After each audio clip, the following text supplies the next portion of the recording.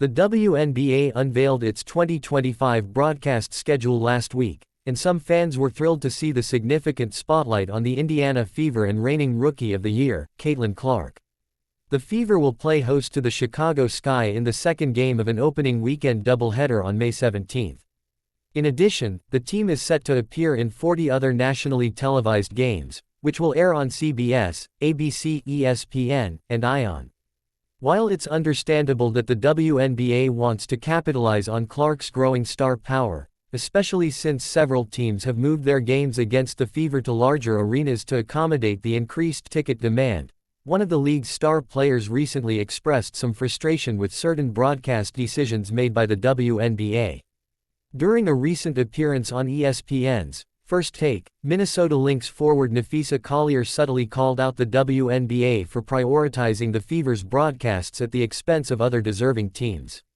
Collier remarked that while it was clear people wanted to see Caitlin Clark, which explained her heavy TV presence, it seemed unreasonable for the defending champions to receive less coverage.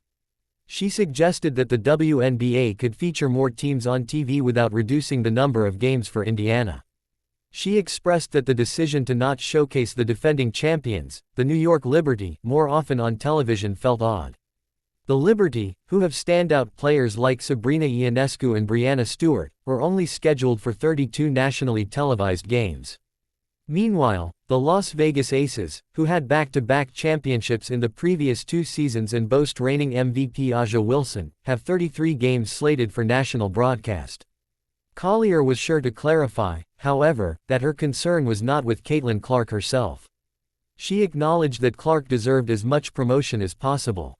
Rather, her issue was with the WNBA's lack of efforts to boost the visibility of its recent champions.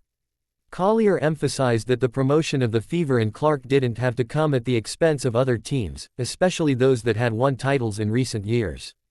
She suggested that the league could still feature other teams in prime time and elevate their visibility as well, without detracting from the Fever's coverage.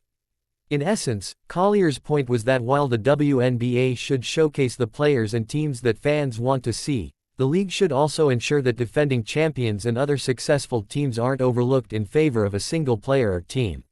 She made it clear that increasing the visibility of other teams didn't have to mean reducing the spotlight on the Fever or Clark, and more national television exposure for all the deserving teams would help elevate the league as a whole.